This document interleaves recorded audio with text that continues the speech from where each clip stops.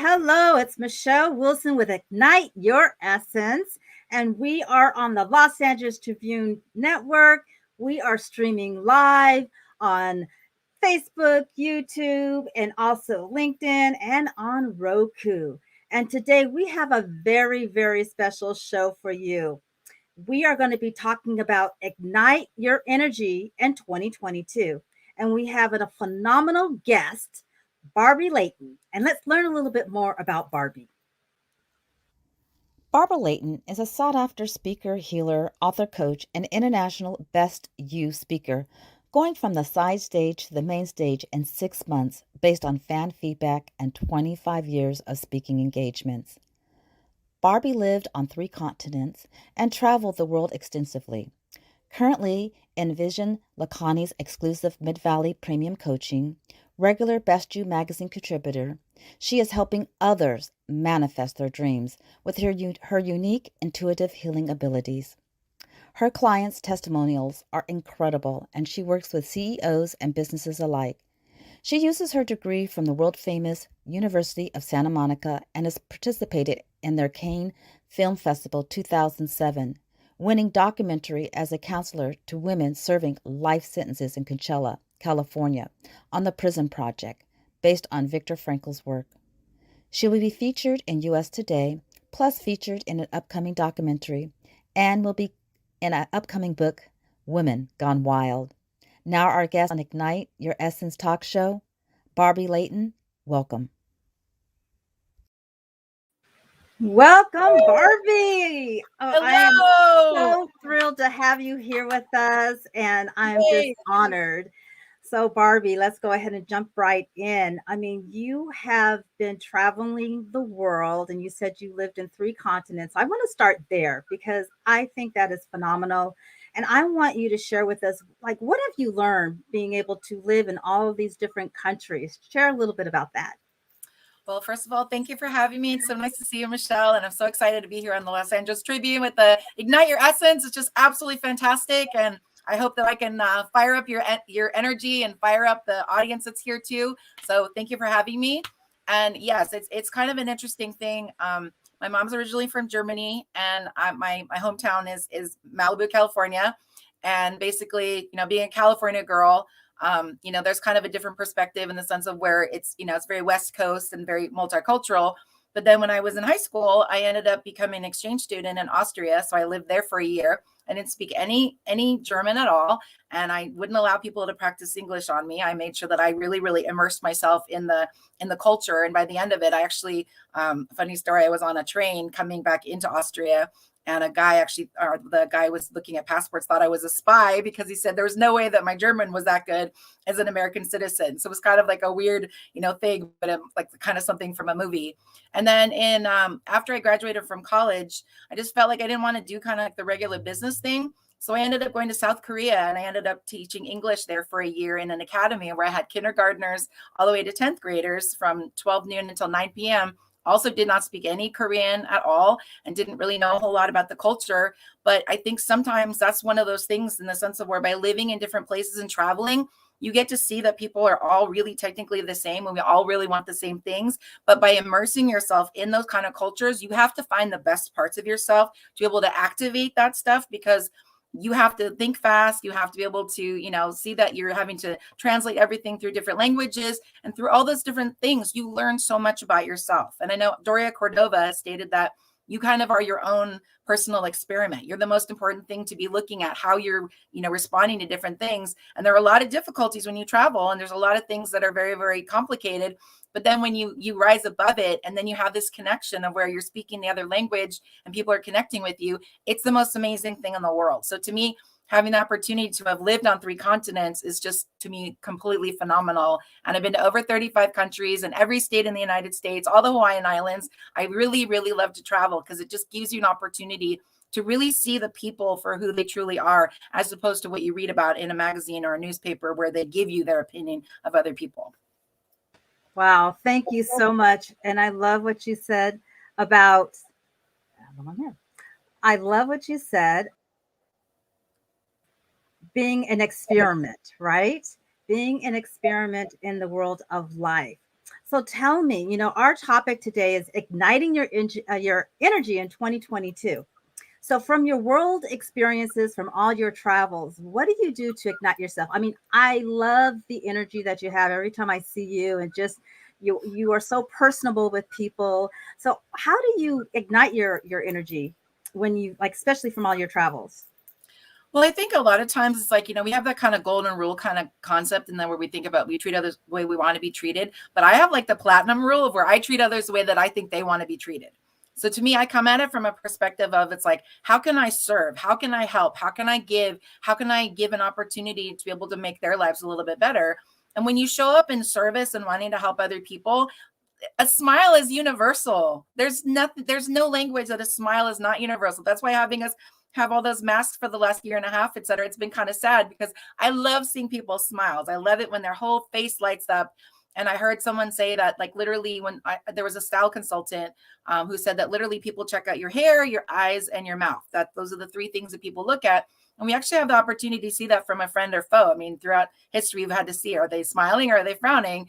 And so I think from there, by being a smiley person and it being kind of like more on the cheerful side, when people see that cheerfulness, they also want to interact with you because, I mean, in California, sometimes it's unfortunate, but you can be in a hallway with somebody by yourselves and you smile at them and they don't smile back. It's like, in California, sometimes it's like, you're just too cool to, to smile at somebody. And to me, I'm not too cool for anybody. I want to talk to everybody. It's like, I can do 5-star, I can do no star.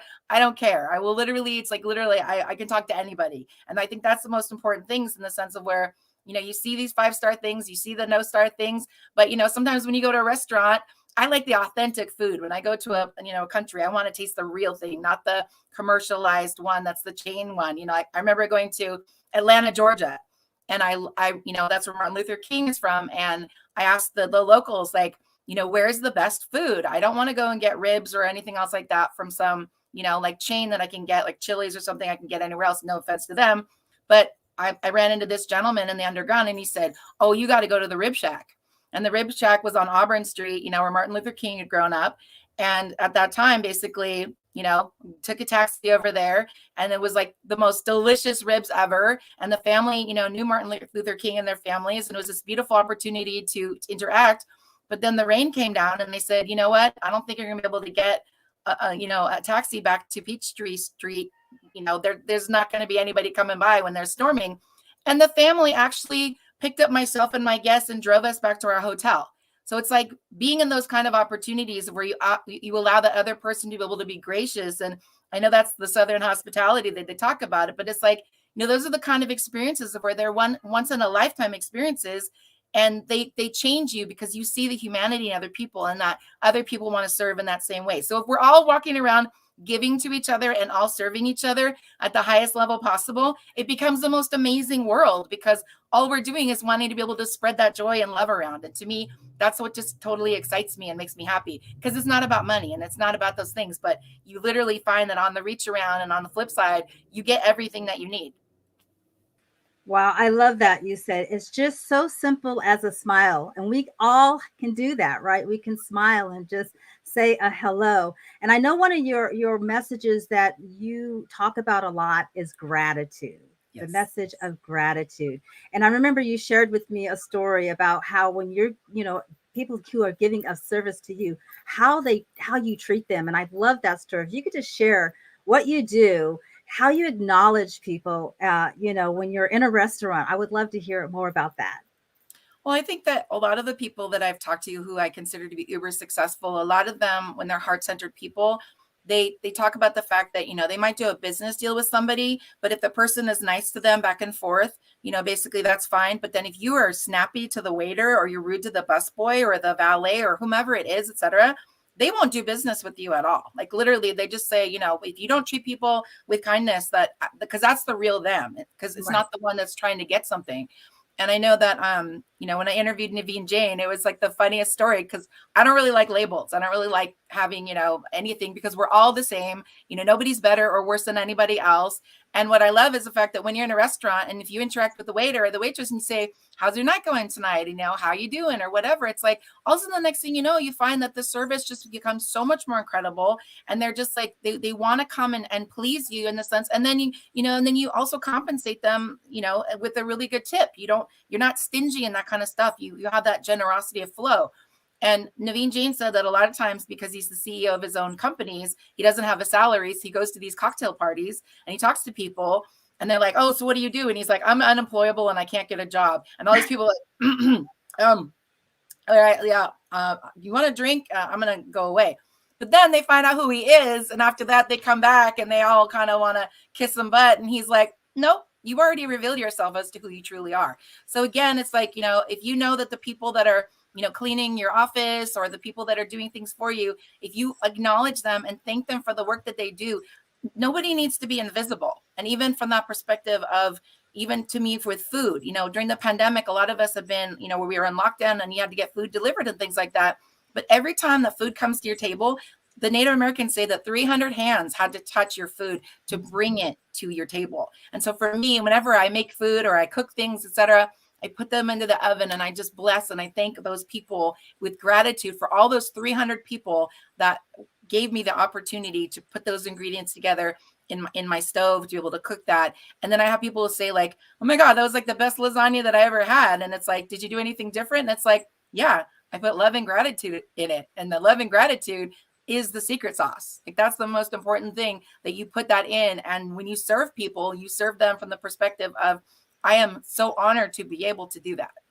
I love that, that you take the time to think about all the hands that touch our food and you bless them during that. And so that's anything that we do in life, right? In our businesses, right? We always think that we kind of arrive, but we didn't just arrive. It's all the people that we've connected with, the relationships, it's all that. And just being thankful and grateful for all those relationships, just as us as entrepreneurs. Now, I heard that you were recently nominated for the Tony Heiss Award. And that was back in, you were in Vegas at a special event with your friend, Keith Ferrazzi. And just tell us a little bit more about that nomination. I'm really super excited and so thankful and just honored to say, wow, it's about leadership. But tell us a little bit more about that nomination. Thank you. So Tony Hsieh was the CEO of Zappos, and he literally touched people's lives in the way of where he brought out the superpower in all of his employees. And Keith Ferrazzi and they were basically chums at Harvard. And the Quincy Cafe was like the first thing that Tony had taken over. And he had this opportunity because that's their kind of cafeteria.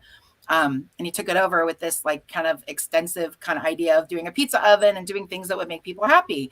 And so he started something called the Happiness Project. And he was definitely one of those people where we talk about service. He would do the coffee service for people. He'd be at his own boardrooms and things like that. And people said that, he would serve coffee to people. And people were like, why are you doing that? Why aren't you having somebody else do that? And he's like, because I like to serve people. It makes me happy. And I really, my only regret is the fact that I wish that I had met him in person, but alas, that was not to be because he passed away in 2019, I believe, 2020. But having his whole family there and all the different people with the people that were the winners, the nomination was based on innovation, the wow factor, scalability, and having the opportunity of basically being a heart-centered person that makes a difference. And so the people that ended up winning are international superstars that are creating these beautiful communities around the world. And Keith is definitely somebody that I consider him a mentor. His book, Leading Without Authority, is like one of the most amazing things because he talks about something called 5 packets of generosity in the sense of where when you interact with people, you need to build a relationship and a rapport. And it needs to be about the fact that you're not doing any selling and it's not about money. It's literally, so for me, my whole thing is that I love to cheerlead people. And I love to say, dang, you're looking good. And boy, I like your purse. And wow, look at you go. And I'm so proud of you for this. And congratulations on that. And your book was awesome. But, to be able to talk to someone like Keith, who's I consider a mentor, be able to tell him that his book and his message literally changed my life and the way everything has kind of like transpired. It's such an honor to be able to stand in front of your mentor and be able to tell them that. And for someone to say, in an email, I appreciate you. But then you have a real life person in front of you that's saying like, what you wrote and you brought out into the world has helped me immensely. it's just such a beautiful thing. And that's really how my TV channel started. It wasn't even anything. It was on my radar. I know Michele A was talking about that too, about, and I'm not sure exactly how you got here with regards to being on, the interviewer, but it's the kind of thing too of where it's like, it's like when you open yourself up to your gifts and you open yourself to your true passion and what you're going to do, then ultimately it's like all these things fall into place. I call it like the universal connect the dots. And then the next thing you know, it's like your life is going in all these directions. And when you say yes to your inner guidance and your intuition, the next thing you know, you're in this completely different space with all these amazing people. And my TV channel was 100% just about wanting to honor my mentors. So my first guest was Naveen Jain. My second guest was Ken Honda, Rachel Pringle. It's like I have all these different people that I wanted to interview them, but from a perspective of more of a fireside chat of like honoring them for what they've accomplished. And Vishen Lakhiani from MindValley has been my role model in regards to interviewing, because I think it's really important to give credit to all those people that brought you forward, all these people whose books you read or courses you took, et cetera, et cetera. Like you said, nobody's an overnight sensation. We didn't get here by ourselves. We literally had these other, on the shoulders of giants that we were able to, pass on and continue going with that. And that's the part to me of where it's like, when we honor other people, I mean, I love Ken Honda and his generosity and giving. His philosophy is like so in sync and in alignment with my philosophy. And then Dame Doria's is in that same philosophy. And then Shmika's is in that same philosophy. And then yours. And then Ava Manuel. And then, and so on and so forth. And it becomes this explosion of like, I call them Barbie bubbles. They're just like explosion of all this love juice that's just going all over the world in such a beautiful way, but it's completely indiscriminate. And you don't know where it's going to land. But then you get these amazing emails or phone calls or, do you want to do this? Do you want to do that? And it's like, yes, yes, and yes. And thank you. And thank you, and arigato, and thank you, and then thank you some more. Arigato, and I love the Barbie bubble. And one thing I love about you, Barbie, is I've watched you on social media, how you always edify other people. And I think that's truly amazing. And, that's so in alignment with You Are Amazing, which is your show that you called, and it was just about your mentors. And that's how we learn, right? We learn from others, like you said, standing on the giants of others. And I just think what you're doing is truly amazing. So I just kind of want to pivot a little bit, because I also know that you were nominated for like the Top Women Conscious Leaders Award. Can you tell me a little bit more about that? Because I remember we were talking about it, couldn't write fast enough, but I thought that was pretty phenomenal, that like the woman to watch out for in 2022. So share a little bit more about that. I mean, I'm literally, this whole thing about saying yes to the universe is like really, really blown up in a way where you're like, wow, wow, wow, wow, wow. And so, yes, I will be in a feature in USA Today that will be coming out in January of the 10 top conscious leader women owners to watch in 2022. And Meghan Markle is going to be the celebrity face on that list. And I feel so honored and blessed to be a part of that, because that really, really is what I stand for. The heart-centered conscious entrepreneur to me is the most important thing. Anybody, and Dame Doria talks about this, and a lot of other people do too. There are lots of miserable billionaires. There's lots of people that's where they felt like they won at the game of life and they have all the toys and all the things they want, but it's an empty existence. And the most important thing is that when you are heart-centered and you're broadcasting that frequency out, that is that energy, you're broadcasting that frequency of heart-centered conscious entrepreneurship, all of a sudden the next thing you know, you magnetize these amazing other people, and they're all resonating at the same space. And then we all recognize each other, and then we also edify each other. And that's something of where in the last year and a half, it's like, I helped co-found three businesses with business partners that I have. And one of them is called Thrival Flow. And it's about these whole experiments that I've done for the last 20 plus years with different groups of people, of where I'm trying to help mentor them. And I did different techniques with different ones. And the techniques that I use to be able to edify, my most important thing is that when I have my mentees look at me and they have these googly eyes, because they've just fallen in love with themselves. They just saw themselves for the first time reflected in my looking at them. Because I think it's like, we're so programmed for the negative, and that's actually the default of the human, is to be negative. Us flipping over to the positive, it's actually not the normal thing in the human psyche. So we have to really, really cultivate that. And that needs to be a part of your practice. But it's still that kind of thing of where, I think people got to a point of where they stopped giving compliments to people because people don't want someone to get a big head or don't get too full of yourself. And, oh, you think you're all that, and all these like negative connotations. But to me, it's like, if I'm thinking it, and if I'm in an elevator and I see a cute bag, I'm going to say, that's a really cute bag. That person might have had the worst day of their lives, and that compliment may just trigger something else that shifts them into an entire different space. So if you're thinking it and it's a positive thing, why not say it? Share it. Like, share it with people. Think it and share it. I love it. And so tell me a little bit more about, you said the heart-centered leader, or who's conscious. So can you give us maybe some tips of how you have developed as a conscious leader? I mean, I know that you talked about heart, you're talking about gratitude, just saying thank you, or just even saying something positive. But is there something that you do on a regular to help you remind yourself of, just being that conscious leader? Yes, I have 2 words that I like to use, and that is alignment and congruency. I've learned from a lot of top people from the last 2 years. I have literally been what I call 3 screening it on 2 iPads and the thing, and working jobs and doing all this kind of stuff, because I felt this urgency to be able to learn from the best. And so it's like, Oprah says, if you want to, uplift yourself, hang around the people that you would like to aspire to be in that state. So that's something of where, to me, I've literally, done seminar after seminar of watching different people do different things. And some people are perfect examples of what not to do, and some people are perfect examples of what to do. And you can learn both of those things without having any judgment about that, of like, note to self, this is what I want to do, or note to self, this is not what I want to do. If you're talking about conscious, heart-centered entrepreneurship, but all it is down at the bottom line is the cash and it's the money, you're not going to be somebody that I'm really going to want to have a long-term relationship with business-wise. It has to be, and I know Shmiko Cole talks about this, it needs to be a win-win-win for all parties involved. If there are any losers or anyone that's at a disadvantage, that's not a good deal for you, and you shouldn't be involved in that.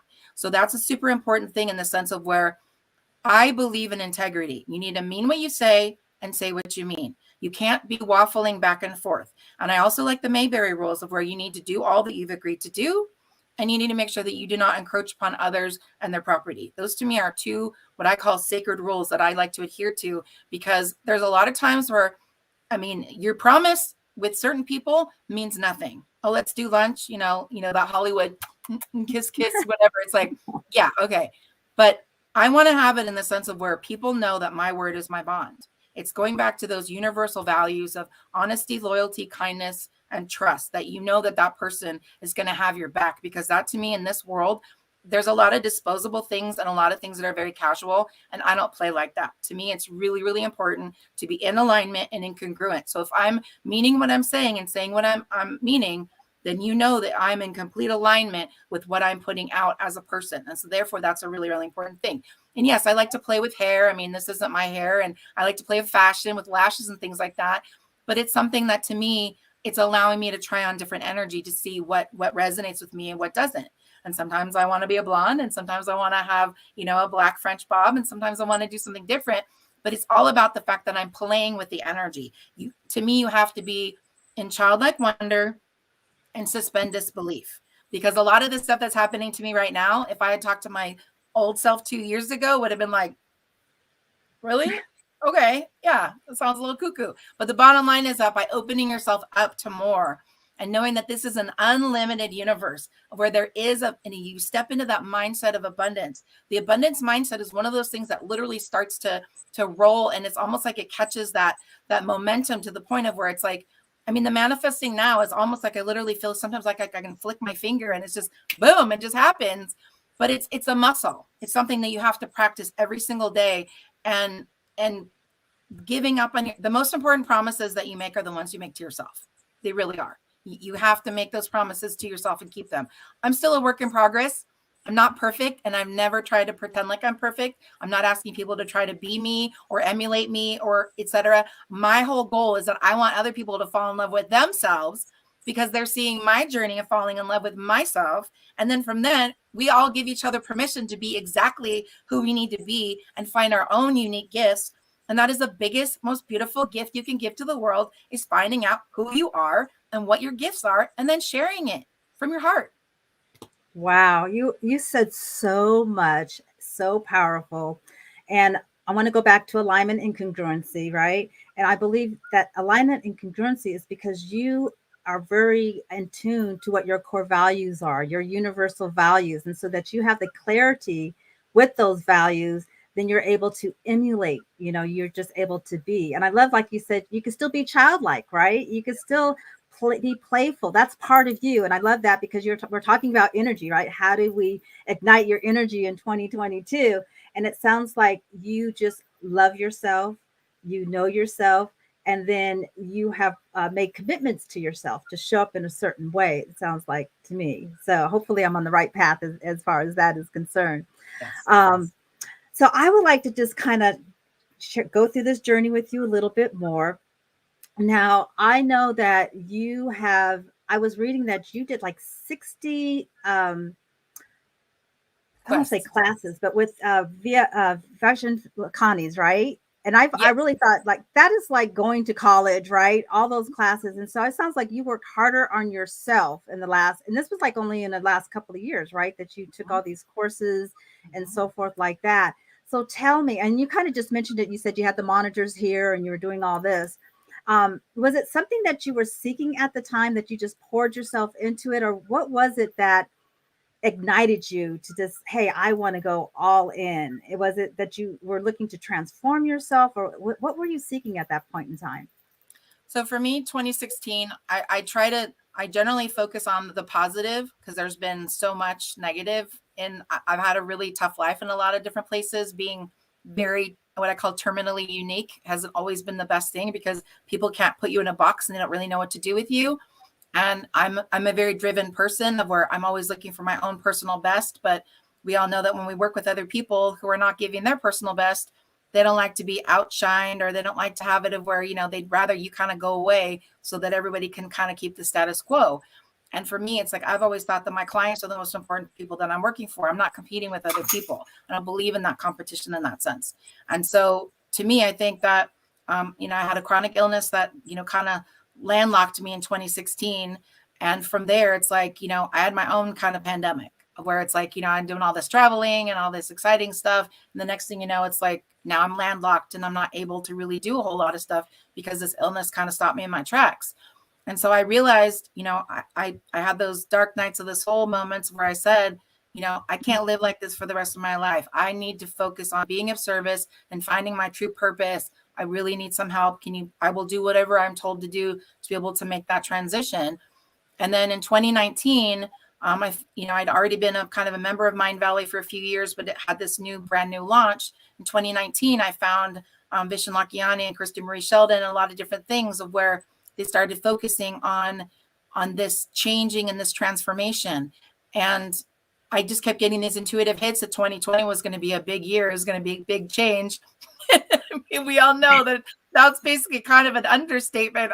I mean, literally, it's like, it was like, boom. And the last event that I went to was MindValley Live in February of 2020. And it was such a beautiful thing to, spend time in person with Vishen Lakhiani and Keith Ferrazzi, and Lisa Nichols was there. And it was just like, it was a fantastic weekend.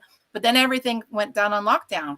So I realized, and this is something Naveen Jain talks about, he says, you have to figure out what you're willing to die for. And I know that sounds really, really extreme, but his philosophy is that we go through, we have so many people on this earth who are just going through life, tiptoeing and having this mild, meek life, just waiting to die. And the bottom line is the fact that, if you only have this life in this moment, it's like, what are you going to do with it? And so having these quests that Vishen kept adding more and more content and more content, before it was like, I was growing alongside him and all the different people. And then he offered premium coaching, which was so amazing because it was in the moment of all the things he was learning at the same time, with having been shut down with the pandemic as well. And then we all basically made this commitment to each other that it's like the Kentucky Derby, and we're all thoroughbred racehorses ready to go, but there's no brakes and there's no limit to how fast you can fly on that track. You do as fast as you want to go, and I will go as fast as I can go, and let's encourage each other as we're going. And to me, that's like the elixir of champions. That's the opportunity of where it's like you're with these amazing other people who literally all have the same goal to be able to be the very best version of themselves in every moment, in every possible way. And lots of bumps in the road and a lot of things that didn't necessarily work out. by the same token, I have people that I know are ride or die people for the rest of my life. And then, bringing all these other beautiful people into my orbit too. We're all co-creating and co-collaborating. And it's like, it's the most amazing, juicy thing, but it takes that really, really concerted effort to decide, do I want to be in this mediocrity? Because I don't know what it is, but somehow in our society, people kind of think you hit 40 and like your life's over. It's a wrap. It's a static. Yep. You're a mom, you're a dad, you're this, you're that. This is your job. You just keep going, et cetera, et cetera. But you don't have to stop. I mean, I'm in my early 50s and it's like, I'm not a spring chicken, but it's like, so what? And the people that I know that are so amazing, like in the Los Angeles Tribune, and we've got, Dennis Waitley at like 89, and you've got Diana Wentworth. She just turned, I think, 81, or she's turning 81 in March. And it's like, these people are writing books and courses, and they're doing this stuff, and they're doing this traveling and all this kind of stuff. They don't have to do anything. They're independently wealthy. They have everything they need. Tame Doria is 74. It's like, those are the kind of people, to me, I look at them and I think to myself, they took massive action, but they always stayed true to their core values, as you were talking about. It's literally about being in the moment and being in the flow, and then literally magnetizing all of these resources and people who are there to be able to support your beautiful dream and your mission and your purpose. And when it's not about you and it's not about your ego, you can't lose. Because it's literally, it's like almost like, you're in the ocean, and it's like the tide just will pull you, like in Malibu, I used to love body surfing. The most amazing thing was when you catch that wave in that exact second, and that wave just literally takes you all the way to the shore. And you just feel so powerful because you just literally, you rode that crest. You were completely in the flow. And in that moment, it's like, you're just totally, it's almost a sense of invincibility because you're like electric, you're on fire. You are the universal essence of the universe. Wow. And I want to talk about co-creating, but first we have here at Ignite You, or Your Essence, we've been co-creating with the Los Angeles Tribune. So I would like to go ahead and share a little clip from them, and then we're going to come back because I want to go ahead and dig a little deeper. So take it away. Hello and welcome to the Los Angeles Tribune. Since 1886, our name has been a part of the world of journalism.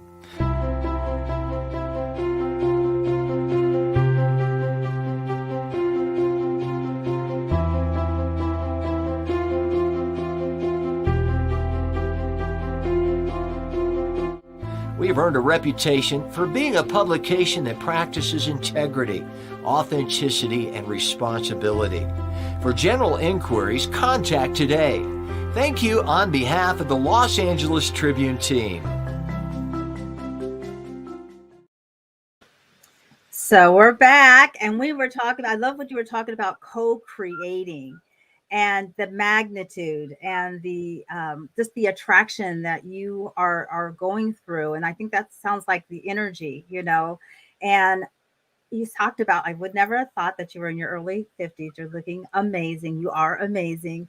And what I found, like, all the experiences that I've gone through life, I'm realizing it wasn't for me. Like you said earlier, it's not about me. It's not about us. It's really going back and the lessons that we've learned. And I think Dennis Waitley said it, in the tour, it's about the wisdom. And now we get to share wisdom with others. So through your journeys, I'd like you to share some wisdom with us. If you can give us a few golden nuggets that you've learned, like, through the MindValley. You said quests. So you went through 60 quests, right? And then you traveled, and then your experience, your health experience, all that.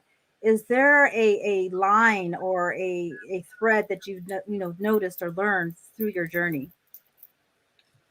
So one thing that was basically tied to the illness part, and luckily I would say that, it's more than 50% in remission. So it's like something of where, looking for those answers. I think that the most powerful people that I've known, and the ones that are really the true heart-centered people, are the ones who've been beautifully broken open by life in a lot of ways. It's like, I don't know anybody who's like super successful who hasn't gone through a lot of things in their lives that allowed them to be able to come to that moment.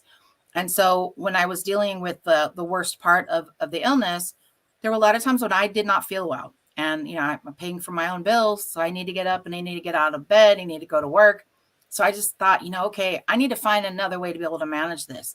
And so what I did is I used fashion as therapy. And I know that sounds kind of funny, but what it was that I literally decided that if I am going to dress on a Tuesday and, and go around Orange County in California, I'm going to go to on Tuesday and I'm going to dress to the nines and I'm going to literally, look fly and look as good as I possibly can.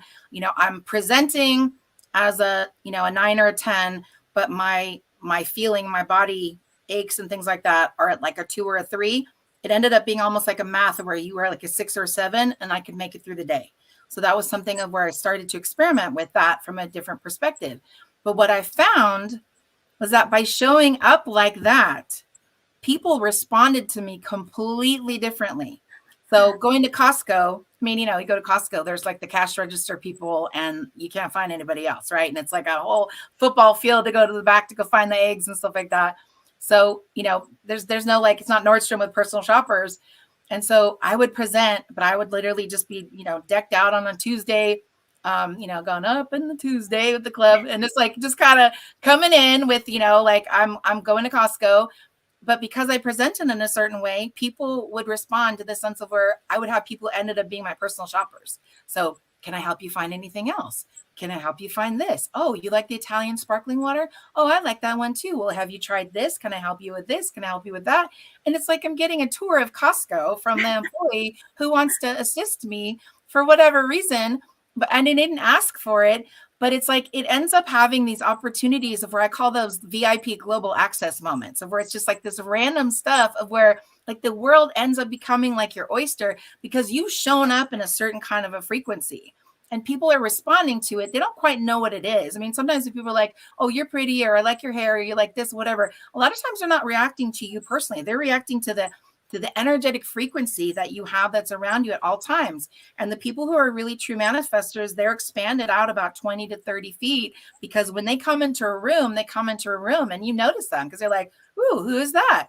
And so you magnetize these beautiful people to you. And so, I mean, it was like having an opportunity where it's like in Boston, I was on a trip and Fenway Park happened to be closed down because there was people getting married on the field. So instead they're like, are you okay with the VIP backstage access where you get to go through all the owners' boxes and you can go through this and go to the Green Monster and so on and so forth? And you're like, well, yes, of course I am. Thank you. So that thing that would look like a bummer to some people that they didn't get the regular tour, you get that VIP access and you have the opportunity to be able to go into different spaces. And on that Boston trip, it's like got to sit at the Parker Hotel at the table where John F. Kennedy, proposed to Jacqueline Bouvier. I mean, it's like, just these like totally like crazy experiences where you're like, oh my God, it's so amazing because you didn't ask for it. You didn't tell anybody. You weren't slipping $100 bills to the maitre d'. You weren't trying to do anything other than just showing up as your beautiful, shiny self. And if you do that, and I think one thing was a huge aha moment for me, and I talked about this in the Best You Expo, is that my mom got, the Platinum Amex card. And once she got the Platinum Amex card, it ended up being of where the next thing you know, now you're in these private VIP lounges in the airport. Well, if you're not a person that knows anything about those, you don't even know that they exist. It's almost like being in an entirely different world. They don't have any entrance point places. They don't have they don't have a sign. You have to go up to the elevator. You have to go to this terminal and figure it out and that kind of stuff. It's almost like there's this whole other world that's going on simultaneously to what you think is the normal world. But then all these doors and opportunities open that didn't open before because now you're open to them. So to me, I think that access is one of the most important things because once you open yourself up to those things, and then I found out that Costco has a $25,000 private jet membership that you pay every year. It's like, who knew Costco had private jet membership? But it's like, there's certain people where it's like you become where you're in the know of certain things. And then because you're completely grateful for these opportunity, you're not a snob about it. You're not like, oh, I'm going to go in my private jet or I'm going to do this. It's like, hey, I had a private jet and, you want to come along with me? And, hey, can I drop you off in wherever country you're going to or whatever? I mean, I heard Dame Doria talk about that with Tony Robbins. Like, she gave him his first plane ride with like, his whole team. And it's like, those are like the coolest stories. Cause it's like, you know, I mean, in some places they call it the hookup, but it's like, it's just because of who you are that then all of a sudden all these doors open. And it's like, you know, where in your life are doors closed, and where in your life can you open yourself up to the idea of what would it take for every door that I need to have opened up for me to open up with grace and ease in the most beautiful, elegant way to allow you to live your beautiful, most amazing purpose. I mean, to me, that is like, it's like secrets of the universe. Wow. And we're talking about ignite your energy, right? And it sounds like even when you were at your lowest moment, when you weren't feeling well, you know, it was your darkest moment, but you were able to really tap the access for you was to show up in fashion, right? And then that really not only transformed your life, but the energy around you. And I love that you said you got VIP treatment in Costco, right? Whoever would have thought something like that? And it's just you showing up just light, and it was actually a choice and a decision that you made. So it started with that choice and decision, right? That, hey, I'm not going to let this beat me. And you did it through fashion, and then you were attracting the most amazing people. So I love that. And, you know, we think people give us access. No, we create our access, right? You created the access within you, and you looked at the power with you and the energy with you. And we're having so many great comments, and we may have some questions coming up, but we do have one big question that we love to ask our guest, and it's from Buck Minister Fuller. And we're going to go ahead and bring that up, what the big question is. And I would love for you to answer this. How do we make the world work for 100% of humanity in the shortest possible time through spontaneous cooperation with illogical damage or disadvantage to anyone? Now, I know that's a mouthful, but I would love to hear from you. How do you, you know, really about 100% of the humanity? I think honestly, it would be very similar to Ken Honda's philosophy of generosity and giving. If every single person was focused on giving to other people as opposed to taking, and that would be the most amazing thing. I know Ken has this thing, he calls it a gift war, of like, you know, where you compete with people to see who can give more stuff. And one of the things I was so attracted to his message by was the fact that, you know, he and his other millionaire friends, they get together with the 28,000 people that are in Japan at his salon. And they literally have this, like, it's $8.88 in, you know, which is a Japanese fortuitous number. And they literally take that 28,000 people times $8.88, and they have a pool of money every single month. They just decide who they're going to gift it to. And they're not asking for a repayment back. They're not asking for anything. And that's the most beautiful thing, in the sense of where when you see that the law of attraction is not quid pro quo. It's not, I have an orange, I will give you $1 for the orange, and we make this direct exchange. There's nothing wrong with that. But by the same token, if you're giving for the sake of giving, then bottom line is that in the law of attraction, it's going to get you someplace else in the ethers of the universal energy that you're putting out. So what you need is going to come to you because of what you need. And one thing that was really important to me with my TV channel is that I did not ask anyone to pay to be guests on my show. I did not ask anybody to do any of that kind of stuff. I had sponsors and people that, you know, were I had some angel donors, but I didn't have it where I didn't want it to be about money. And something that I really feel is important, and it's something I've put out, especially on my channel, is the kindness revolution. If we can all do random acts of kindness, not necessarily for recognition. I mean, on a GoFundMe page, if someone gives a big donation, they can, you know, oh, look at me, I did a donation. It doesn't need to be something of where anybody needs to know anything about it. But just having that opportunity, if you treat people with kindness, even like in the pandemic, it's like I've had my groceries delivered because of everything that's gone on. But I always have, like, you know, a candy bar, or, you know, a bag of nuts, or I have something else. And it's always like, you know, these people are from these DoorDash and Uber Eats or whatever. It's like they're working really, really hard. And so I always basically have a treat for them at the door and just say, here. And it's like, you know, like those, I bought a box of those Bueno Kinder chocolates from Costco, and I had a whole box of those. And it's like, you know, the people, when they, you know, a lot of them said they just scurry off, and I'm like, wait. And then they'll come back and I'll say, here, I wanted to give this to you. And they're like, oh my God, that's like my favorite candy bar. Oh, that's delicious. And oh, I'll eat one, I'll share with my kid or whatever. It's just like, you know, it's just literally brightening people's day with your resources and what you have. So whatever you have, share it with others. My mantra is that the more I have, the more I can give. And the more that I have, the more I can share. The more that I have, the more that I can share. And so it's like, if we literally think about it, not about like, I'm going to get my giant pot and I'm going to hold it all to myself. It's instead, okay, now that I'm amassing all these beautiful things, how can I find different people or things or incidences or whatever else that I can share it with? And my ultimate goal is that in the next 5 years, I want to be considered a professional wish granter. I just want to be able to see something on the news that just says, bloop, yep, I can help, I can write a check and just send it off anonymously or whatever. And I know that, that's something of where I saw an advertisement about world hunger, and it's not something that's necessarily on my platform, but also, they were saying that during the pandemic, a lot of people, due to tourism and other things and import exports, people are hungry in a lot of countries that they've relied on tourism for. And so I thought, I was asking intuitively, I just said, how would I be able to assist on that? And then the next day, my business partner had somebody from Europe that was talking about this, it's called targetaid.org, and it's amazing, of where it helps to be able to do like the iTunes for charity. And one of the boxes was world hunger. And I set up a call this week to be able to have, amazing people to find ways to be able to funnel money through their charities where it doesn't cost them anything at all. And it's like, that's an opportunity where I could be of service. I don't benefit from it financially, but it's like literally, oh, the problem is world hunger. Okay, well, what can I do about this? Boom, boom, boom, boom, boom. Within a week, literally, I had this call, and it's like, I'm being told that that's a possible $1 billion call of all these people having opportunities for their charities to be funded. And it's just like, that to me is like so fun. And I know Shmika and I have this conversation, but it's kind of like the Eddie Murphy thing. It makes me happy, where I do the Hercules. It just like fires me up and gets me so excited, because it's me being able to have an impact of where I can pull these amazing people together, and then they go off and do everything that they need to do for themselves. But it's not about money. That is the most important thing that we all need to get. And that answers to me that question. When you make it about service and about your heart, and it's not all about money, the money will come when you do all those other things. Wow, that is phenomenal. And now I know why, because I know even Shmika put on there, the master of manifesting. It's because your philosophy, the more you have, the more you can give, right? And you are continually giving.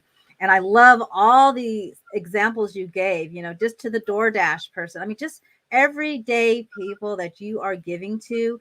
And it just takes a moment, that tiny act of kindness. And I think that is so phenomenal. And then, you just ask the universe, I want to, cure, help with world hunger. And look, it showed up for you. So it's also asking those questions, right? Like, how can I? And then also just giving those little acts of kindness. So it sounds like, you have all these, I won't say practices, it's just who you are, but I'm sure it's a practice that you started off with. And I think it's totally, totally amazing. Now, there's one other thing I want to kind of dig deep a little bit, because we have going across the screen, the love event. And, throughout today, I've been hearing about, just heart-centered, transformational, just giving kindness. So, it's all about love. That's what it sounds like. But tell us a little bit more about your event coming up. So that's going to be February 4th through the 6th in Miami at the Hilton Blue Lagoon, which I'm really excited about, because it's kind of the first live event since all this kind of stuff shut down. And luckily it's in Florida, so it's still on and popping, which I'm really happy about. And it's basically, it's the Best You, Bernardo Moya and David Fagan's brainchild, to come together to talk about consciousness, kindness, and caring. So there'll be a lot of different panels of different NGOs, different charities, different people that will be talking about how we show up in those spaces to be a caring person, to be kind, and to be in the highest frequency or consciousness that you can be. So we've got people like Marissa Peer and Ken Honda and Diana Wentworth, and Dame Doria Cordova is going to be there, and Sid McNary and Isabel and David Fagan. I mean, it's a star-studded, amazing event. They're going to have a gala on Saturday night, which will have an award ceremony for humanitarian awards and other things like that. And so this will be an inaugural event, Masajati as well. This will be an inaugural event that's going to be happening every single year, and ultimately having the opportunity to be involved with this. Wyland is also going to be there, who does the Marine Conservancy. He does all the famous dolphin and whale pictures that are murals around the world. Dr. John D. Martini. I mean, it's just literally, the list goes on.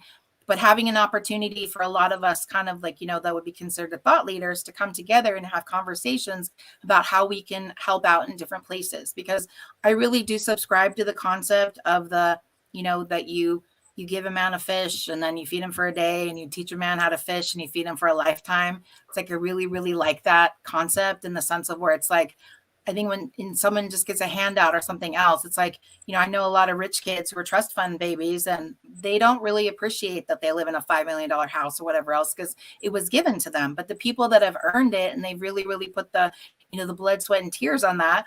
I mean, in college, I remember being where you'd go through the Taco Bell drive-through, and you and your girlfriends would just be like, "Ooh, we found 20 cents underneath the couch, and we get sour cream on our bean burrito today," which is like on the dollar menu. It's like, going through those struggles is honestly a good thing, because then when you get to a point of where abundance is in this flow state of where you have what you need in any given moment, you can really appreciate it. Because I didn't grow up rich in any way, shape, or form, and I'm not at the place yet of where abundance is not an issue to think about. But by the same token, it's from the perspective of, how can I support all the things that I'm doing so that then I can help to be able to support other people. That I think is super important. And one story that I think is really I just love the story, and it's that whole, and it makes me teary-eyed, but it's like, I love the starfish story. I love the one about the man that sees the starfish. There are all these dead starfish that are coming up, they're coming up on the beach, and this little boy is tossing all these starfish back into the ocean. And the old man looks at him and says, "Why are you doing that? There's so many of them, they're all going to die." And he says, "It matters to this one. It matters to this one." And if we think about it, from every person that we interact with, we're dealing with a soul, a living being that has feelings. And if we're not, I think a lot of times social media can be really cool to people. And a lot of it's about, kind of this concept of this construct of putting this like, brave face forward, like everything's perfect. And for a lot of people, it's not. And so instead, I think that it's really, really important that we get real, and we're transparent, and we're authentic with each other. And then that way you find the other people that resonate at that frequency. Because I don't do fake. I don't hang out with fake. I don't want to be around fake, other than my fake hair.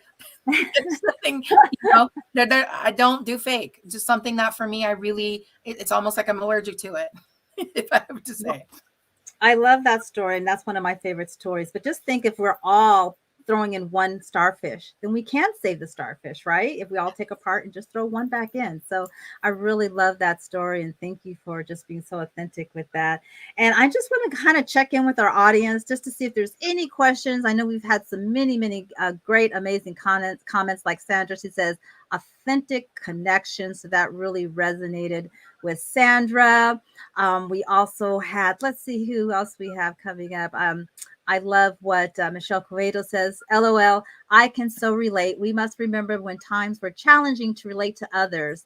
I lived on 99-cent bean burritos. Same here. I've lived on it for dinner while in school. So, I mean, there's times and that's what it is about, relating to individuals, right? That, we, like I said, we're all work in process. We're all on a journey.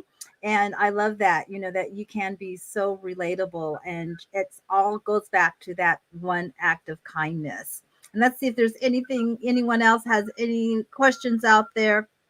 If not, I would like to turn it over to you, Barbie. And just, is there anything else that you would like to share with us that, that's burning in your heart, that you would like us to know about you, or any of your upcoming events because you're doing some amazing things. I know you're working with some amazing partners and mentors. So is there anything else you'd like to share with us before we close out?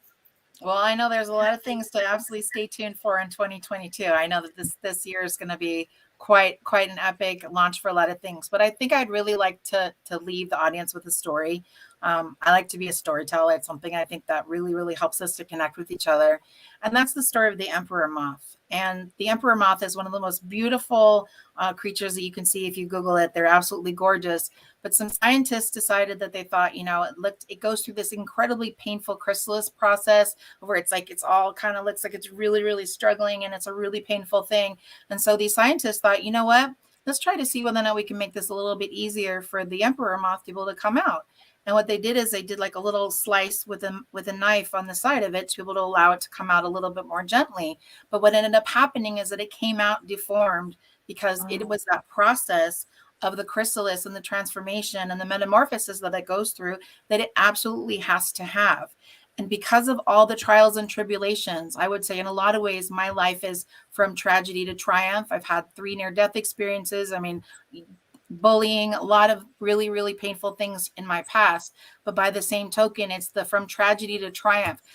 Don't stay in your victim Olympics. Don't stay in the pain. Stay in the space of where you're trying to find something better. And every single day, if you reach for one little tiny thing that can be able to inspire you or others or connect you in a different way, if you continuously try to be the best version of yourself, all of a sudden you'll find yourself in that metamorphosis. And the next thing you know, you won't even resemble the person that you were before, because taking that massive action and believing in yourself and that you're worth it is one of the most important things that you can do. And so I just really want the audience to know that. I'm looking at you directly.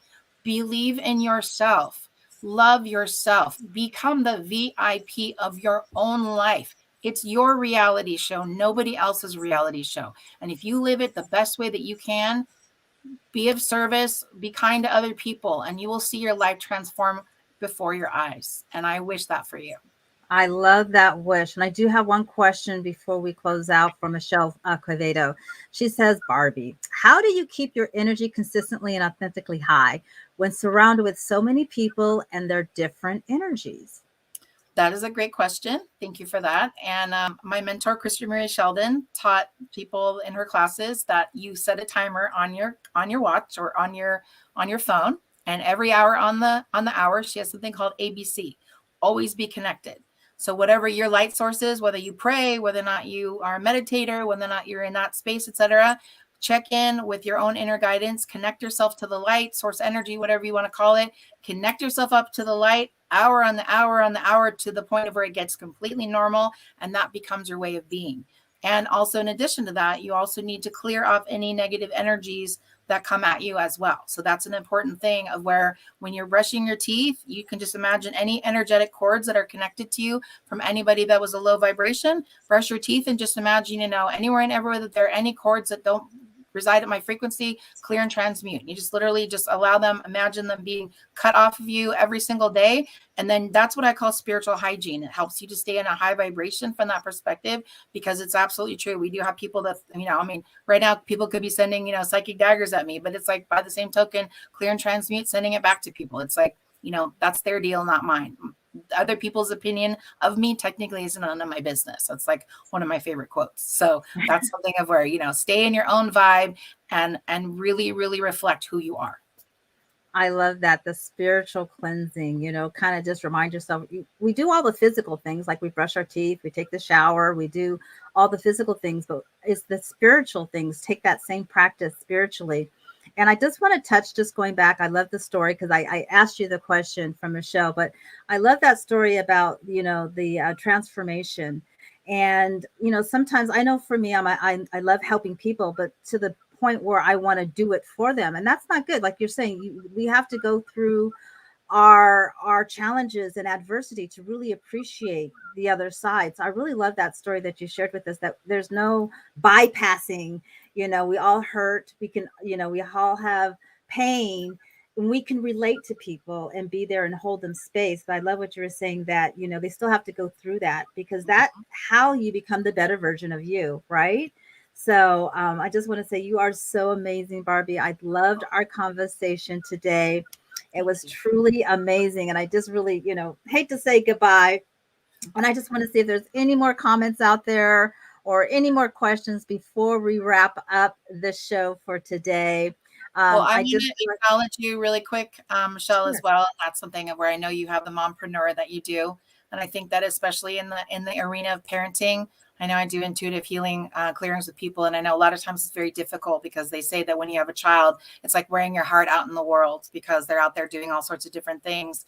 And, people want their kids to be perfect, or, whatever their kind of ideas are with that. But it's still allowing the children to have their own experiences. One of the most beautiful things you can gift them as a parent. But by the same token, having those consistent boundaries and letting them know that this is the sandbox, and, you don't cross outside of the sandbox, but then they have the freedom to be able to play within those four four corners that you've made as a parent, that's been something where I see it as a successful recipe for a lot of parents, because it gives the child the opportunity to kind of stretch out their wings, but by the same token, that consistency is oftentimes something that they crave. So I really want to acknowledge you for the mompreneur stuff that you do. And I know that in those communities, sometimes it's really tough when, kids are going kind of astray and off the beaten path of what you would like them to be doing. So I really want to honor you for that.